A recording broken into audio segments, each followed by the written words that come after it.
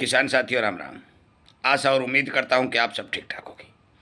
साथियों, कुछ किसान साथियों के कल भी फ़ोन आ रहे थे, परसों भी मैसेज आए हुए थे कि ताऊ जी युद्ध के बारे में कोई खबर है तो बताइए। उसी क्रम में मैं आपको जानकारी देना चाहता हूं कि पाकिस्तान के इस्लामाबाद के अंदर जो वार्ता ईरान, इजराइल और अमेरिका के बीच की जो रखी गई थी वो पूर्णतया बिना किसी समझौते के फेल हो चुकी है। साथियों, मैंने बहुत पहले आपको ये बात कही थी कि ईरान जीत चुका है। अमेरिका किसी न किसी तरह से युद्ध से पीछा छुड़ाने के बहाने ढूंढ रहा है और वो बहाने ईरान उसे दे नहीं रहा है। हालात लगातार बिगड़ते जा रहे हैं। हमारे पास जो खबरें आई हैं उनके आधार पर मैं बता देना चाहता हूं कि इस युद्ध विराम के आड़ में चीन द्वारा, रूस द्वारा ईरान को भी हथियार भेजे गए हैं। अमेरिका ने भी खाड़ी देशों की ओर अपनी सेना की संख्या बढ़ाने का काम किया है। मैं बहुत पहले साथियों आपको ये बात बता चुका हूं कि ये युद्ध ईरान, इजराइल और अमेरिका का नहीं है। युद्ध चलेगा, परंतु यदि रुक भी जाएगा तो भी इस युद्ध को पूरी दुनिया में आर्थिक विश्व युद्ध के रूप में देखा जाएगा। ईरान ने कई तरह के जो संदेश दुनिया को दिए हैं, उन संदेशों के आधार के ऊपर मैं आपको बता देना चाहता हूं कि 2-3 बातें हर देश को सोचनी पड़ेगी। इसीलिए कहता हूं एक एक जानकारी जो सही की सही आपको मिलनी चाहिए वो इस चैनल के ऊपर अपलोड हो रही है। सब्सक्राइब करिए, जुड़िए, इन जानकारियों का फायदा उठाइए। पहला तो मैं आपकी जानकारी के लिए बता दूं, फर्टिलाइजर जो खाद के बारे में बात कर रहा हूं, पूरी दुनिया में इसका स्टॉक करने का आज तक कोई किसी भी देश का इरादा नहीं था। हर दुनिया का देश ये सोच रहा था कि इधर से बंद हो जाएगा तो इधर से ले लेंगे, इधर से बंद हो जाएगा तो इधर से ले लेंगे। परंतु अब वो सुनहरिया बदल चुका है। हर देश अपनी फर्टिलाइजर का स्टॉक संपूर्ण रूप से रखने का काम करेगा और उसी के संकेत चीन और रूस ने बहुत पहले दे भी दिए थे। चीन ने अपना निर्यात बंद किया था, रूस ने भी अपना निर्यात बंद किया है। इसका मतलब साफ है कि फर्टिलाइजर की कमी तय है। दूसरा, डीजल, पेट्रोल, तेल का भंडारण हर देश को बढ़ाना पड़ेगा, क्योंकि किसी को भी इस बात का पता नहीं कि कौन सा रास्ता कब बंद हो जाए, कितने सेक्शन लग जाए, कब कहां क्या हो जाए। और उसके बाद आता है गैस, इसका भी भंडारण बढ़ाना पड़ेगा। कुछ देश, अमेरिका जैसे देश जिसमें 70,000 करोड़ अरब लीटर बैरल तेल की क्षमता रखने की है, भंडारण पूरा था, तो भी तेल की महंगाई अमेरिका में बढ़ गई। अमेरिका में हाहाकार मच गया। खाद, लगातार फर्टिलाइजर की कमी अमेरिका में देखी जा रही है। हर देश इस बारे चिंता के चपेट में आ चुका है। हर एक दुनिया का नागरिक आर्थिक विश्व युद्ध की चपेट में आ चुका है।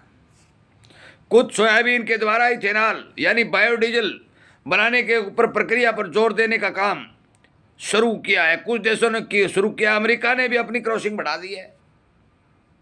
साथियों, एक बात तय हो चुकी है, फर्टिलाइजर की समस्या इतनी जल्दी हल होने वाली नहीं है। फर्टिलाइजर की समस्या आएगी, प्रत्येक देश का खाद्यान्न उत्पादन घटेगा और विशेषज्ञों ने यह बात जाहिर करनी शुरू कर दी है कि यदि ये युद्ध लंबा चला तो खाद्य संकट आ सकता है।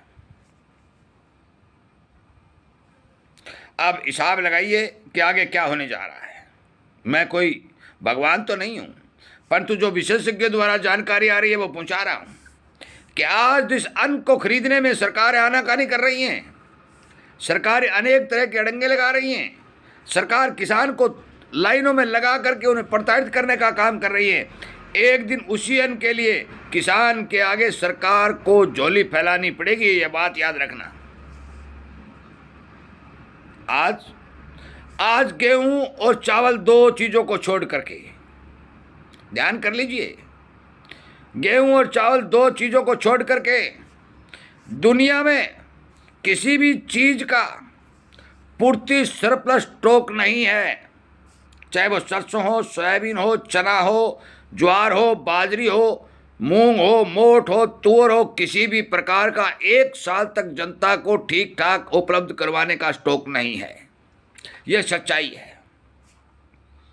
परंतु गेहूं और चावल को चलाया जा सकता है। गेहूं और चावल से काम नहीं चलता। जनता की डिमांड के लिए सारी चीजों की जरूरत पड़ती है, चाहे वो खाद्य तेल हो, चाहे दलहन हो, चाहे तिलहन हो, जो भी है, जरूरत है तो है।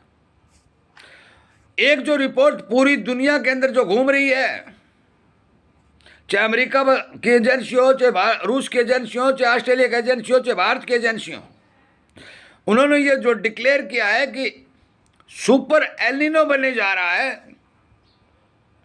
यदि ये सुपर एल-नीनो बना तो फिर ये संकट जल्दी ही दिखाई देने लगेगा। और ये सरकारें जो आज किसान की अनदेखी कर रही हैं, किसान का गुणगान करती हुई दिखाई देंगी।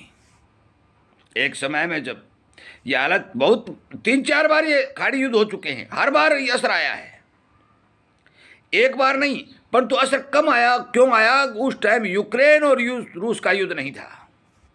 दुनिया को इस बात का पता नहीं चला कि कहां से क्या आया। यूक्रेन में बहुत बड़ा खाद्यान्न उत्पादन होता है, बहुत बड़ा फर्टिलाइजर भंडार है, जिसके कारण दुनिया को इस बात का महसूस नहीं हुआ। और जो ही यूक्रेन में युद्ध हुआ, दुनिया ने खाड़ी देशों से व्यापार करना शुरू कर दिया। परंतु अब खाड़ी देशों में भी समझौते न होना, हार्मोन्स का रास्ता बंद होना और ईरान की जीत होना, अमेरिका जैसे शक्तिशाली देश को नाकों चने चबा देना, इस बात का सबूत है कि दुनिया को इस पर विचार करना पड़ेगा।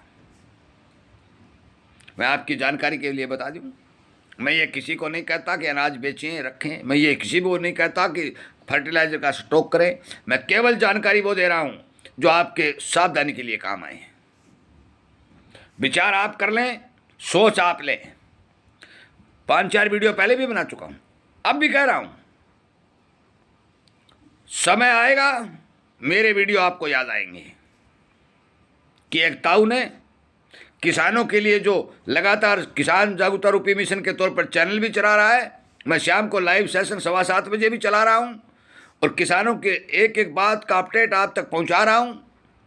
उसने ये कहा था कि पूरी दुनिया पर आर्थिक संकट आने वाला है, मतलब पूरी दुनिया में आर्थिक विश्व युद्ध का असर देखने को मिलेगा। मोटी मोटी बात आपको मैंने बताई। सुनने के लिए, शेयर करने के लिए आपका तहे दिल से धन्यवाद। जय हिंद।